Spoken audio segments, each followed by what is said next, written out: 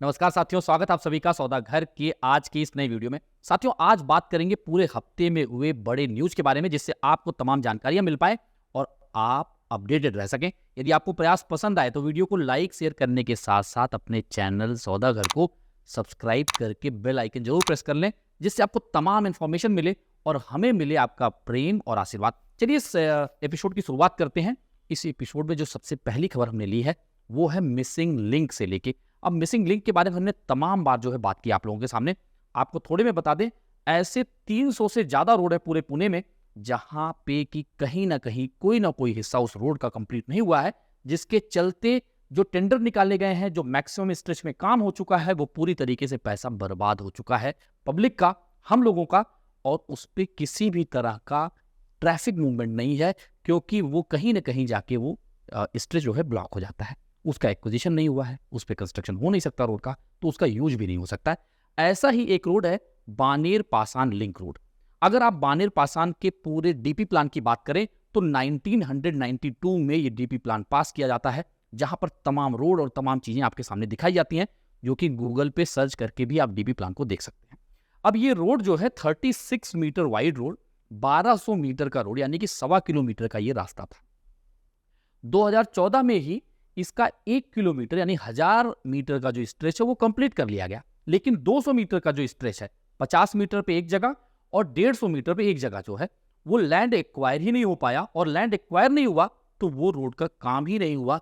यानी कि जो 1 किलोमीटर का काम हुआ, रोड का पैसा भी बर्बाद हुआ, टेंडर भी निकाला गया, उससे कोई भी यूज वहां के पब्लिक को नहीं हो पाई।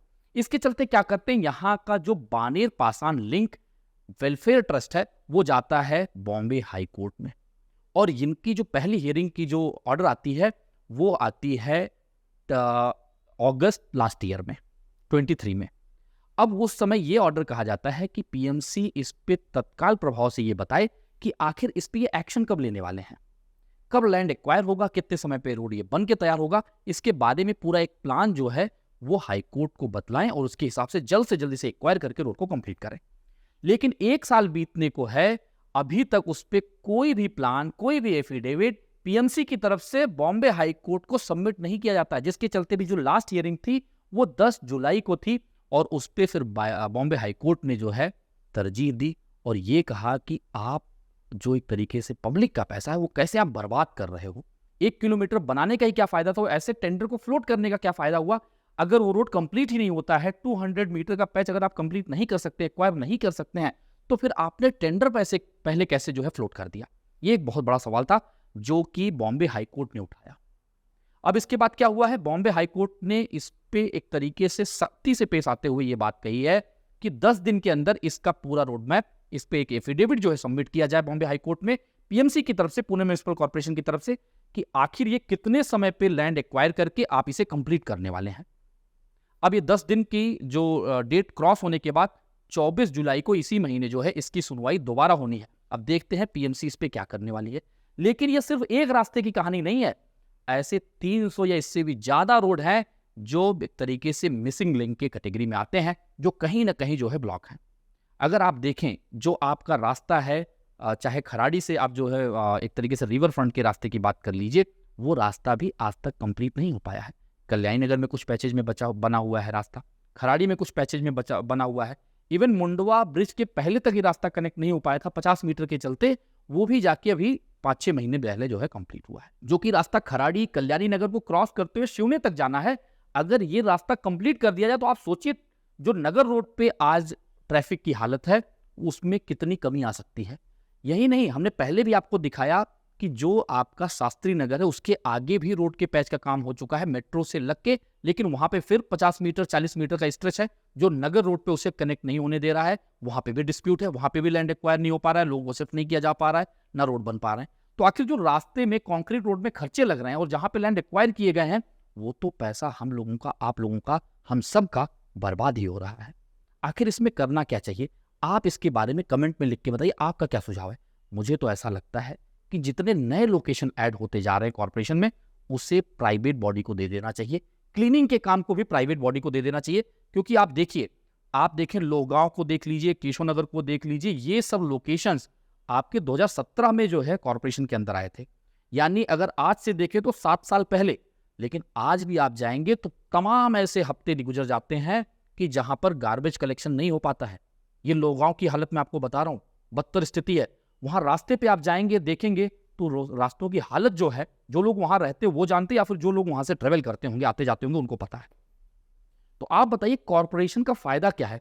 आप वाटर टैक्स ले रहे हो, आप प्रॉपर्टी टैक्स के अंतर्गत इन सारी चीजों को जब कलेक्ट कर रहे हो, तो आखिर ये बन क्यों नहीं पा रहे हैं? आपके पास अगर कॉर्पस नहीं है तो आप स्टेट गवर्नमेंट से अपनी अनुशंसा दीजिए, उनसे रिक्वेस्ट करिए और उनसे फंड दीजिए और बनाइए।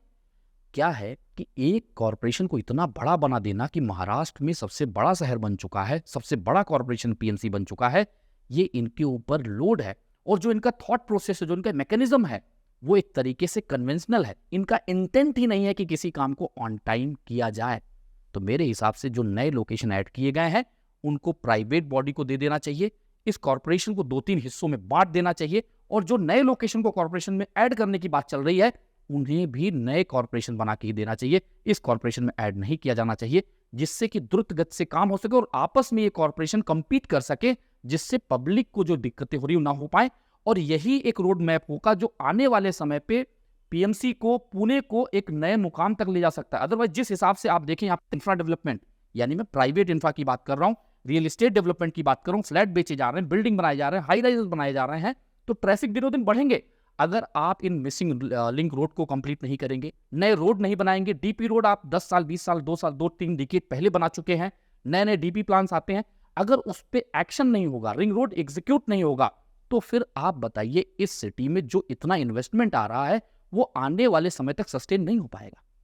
इसके लिए बहुत ज्यादा जरूरी हो जाता है क्योंकि कॉर्पोरेशन का स्ट्रांग होना, और अगर फंड की कमी है तो उसी स्टेट गवर्नमेंट से, सेंट्रल गवर्नमेंट से लिया जाए और उस पर द्रुत गति से काम किया जाए, जिससे कि आने वाला भविष्य जितनी भी जनता यहाँ पे रह रही है, जितने भी पुणेकर हैं, उनको मदद मिल सके और एक नए स्टेज पे हम जाके देख पाएं, नए होराइजन को देख पाएं और नए तरीके से इसका डेवलपमेंट भी आ सके। अगली खबर की तरफ बढ़ते साथियों, ये भी ब्रिज से जुड़ा हुआ खबर है। ये अच्छी खबर है कि बोपोडी और सांगवी का जो आपका ब्रिज है वो कंप्लीट होने को है, 24 महीने में कंप्लीट होना था, इसे एक्सटेंड करके अगस्त, इसी साल के अगस्त में 31 तक जो है कंप्लीट होना है। और जिस हिसाब से काम चल रहा है लग रहा है कि तब तक ये कंप्लीट भी हो जाएगा। ये अच्छी खबर है। 125 मीटर का ये पूरा लेंथ है जो कि मूड़ा रिवर के ऊपर बन रहा है। इसकी अगर विड्थ की बात करें तो 18 मीटर वाइड ये पूरा आपका ब्रिज है और लगभग इसका काम हो चुका है। इससे जो सांगवी की पब्लिक है वो आसानी से बोपोडी की तरफ, ऑन लिंक रोड की तरफ आ पाएंगे, जिससे कि ट्रैफिक की जो समस्याएं हैं, जो एग्जिस्टिंग ब्रिज है उस पर लोड कम हो जाएगा। और जो एक तरीके से सांगवी में कंजेस्टेड कंस्ट्रक्शन है, काफी ज्यादा आबादी थोड़े से पैच में रह रही है जो कि ओल्ड सांगवी के नाम से भी जाना जाता है, उनके लिए भी काफी राहत की खबर है कि ये ब्रिज अगर कंप्लीट हो जाता है तो कहीं ना कहीं एक अच्छी खबर है यहाँ पे रहने वाले लोगों के लिए, और यहाँ से जो लोग भी होकर गुजरते हैं उनके लिए भी काफी अच्छी खबर है। आगे बढ़ते हैं साथियों, ये खबर जुड़ी हुई है बारिश से। अगर आप देखें अभी पिछले दिनों, कल ही की बात है, जब आपकी वाटर लॉगिंग हो जाती है एक्सप्रेस वे पे, मुंबई पुणे एक्सप्रेस वे पे, भोर घाट के पास में, अमृतांजन पॉइंट के पास, ये अपने आप में थोड़ा सा अनोखा रहता है कि कोई एक्सप्रेस वे जो है वो तेज बारिश, 15 मिनट की तेज बारिश के चलते इतना ज़्यादा उस पर पानी आ जाए कि आधे घंटे तक के लिए ट्रैफिक रोक दिया जाए। ये सिचुएशन आप लोगों में से कई लोगों ने फेस किया होगा, कई लोगों को पता होगा, कई लोगों ने देखा होगा, तो यहाँ पे भी आप लोग देख लीजिए। तो ये है बारिश की कंडीशन। इससे जुड़ी एक अच्छी बात यह है कि जितने भी कैचमेंट एरिया हैं, चाहे आप खड़गवासला डैम की बात कर लीजिए, पानशेत की बात कर लीजिए, वर्षगांव की बात कर लीजिए, टीमघर की बात कर लीजिए, यहाँ पर तेजी से जो वाटर कैपेसिटी है वो बढ़ रही है। अगर आप सिर्फ खड़गवासला की बात कर लीजिए, 2 जुलाई को इसकी जो कैपेसिटी थी वो 4.5 टीएमसी थी, यानी कि 1000 मिलियन क्यूबिक फीट की जो है कैपेसिटी हुई थी। यही 7 जुलाई को आते आते 6.5 टीएमसी के आसपास हो गई। और आज की जो बारिश हुई थी, यानी कि संडे के दिन, वो बारिश के चलते अब यहाँ की कैपेसिटी 10.12 टीएमसी हो चुकी है। और इसी तरीके से अगर कुछ और हफ्तों तक बारिश चलती है तो इनकी कैपेसिटी फुल होगी, जो कि आने वाले समय पे किसानों के लिए भी अच्छा है, जहाँ पे खेत की सिंचाई के लिए तमाम जो है वाटर सप्लाई की जाती है। पुणे शहर के लिए भी अच्छा है क्योंकि वहाँ खड़गवासला से देखा जाए तो तमाम इलाके में जो है यहाँ से वाटर सप्लाई की जाती है। तो ये बारिश होना अच्छी बात है। लेकिन बारिश के साथ साथ एक खबर और आती है, आप देखते होंगे, आप अपने इलाके में आसपास देखते होंगे कि वाटर लॉगिंग होता है, उसके चलते ट्रैफिक होते हैं, पॉटहोल्स हो जाते हैं, यानी कि ड्रेनेज सिस्टम स्ट्रांग नहीं है, या तो वो जाम है, उसके पहले उसकी प्रिपरेशन नहीं की जाती है। बारिश इस बार जो है जल्दी दस्तक दी थी। अगर कॉर्पोरेशन चाहती, अगर इसे प्राइवेटाइज किया गया होता या कुछ काम को प्राइवेट बॉडी को दिया गया होता, एटलीस्ट जो है बारिश के पहले अगर ये काम जो है जितने भी आपके ड्रेनेज सिस्टम है उसे क्लीन करने का, कुछ ड्रेनेज सिस्टम खराब हो तो उसे बनाने का, जहां ड्रेनेज सिस्टम नहीं उसे इंस्टॉल करने का अगर काम दिया गया होता तो शायद ये स्थिति पुणे के रोड्स पे ना हो पाती। पॉट होल्स इतने नहीं होते, क्योंकि अगर वाटर लॉगिंग होगी तो पॉट होल होना स्वाभाविक है। तो इस बात को देख लें। अब ये दोनों खबरों के साथ साथ आगे अगर बढ़ें तो आप देखें 4 महीने पहले जो पुणे एयरपोर्ट का नया टर्मिनल इनॉग्रेट हुआ था, फाइनली जाके वो ओपन हो चुका है। इसके बारे में हमने खबर आपको दिखाई भी थी, यहाँ पे भी देख लीजिए। अब ये अच्छी बात रहेगी कि जो लोग भी जाएंगे वो पुणे एयरपोर्ट के नए टर्मिनल देख के खुश होंगे, क्योंकि वहाँ पे महाराष्ट्र की विरासत को भी दर्शाया गया है। छत्रपति शिवाजी महाराज का जो है पुतला भी लगाया गया है, और जो महाराष्ट्र का एक सदियों पुरानी जो पूरी हिस्ट्री है उसे उकेरने की कोशिश जो है यहाँ पे की गई है। तो आपको देख के भी अच्छा लगेगा, नया टर्मिनल मिलेगा, पुराने टर्मिनल से जुड़ी तमाम नेगेटिव खबरें हैं उससे आप हट के कुछ नया एक्सपीरियंस कर पाएंगे, और पुराना जो आपका टर्मिनल है उसे जो है रिवैम्प करने का, रिकंस्ट्रक्शन करने का जो है एक तरीके से समय भी मिल जाएगा, क्योंकि ये टर्मिनल अब नया वाला स्टार्ट हो चुका है। उम्मीद करते हैं साथियों आप सभी को सौदागर का प्रयास पसंद आ रहा होगा।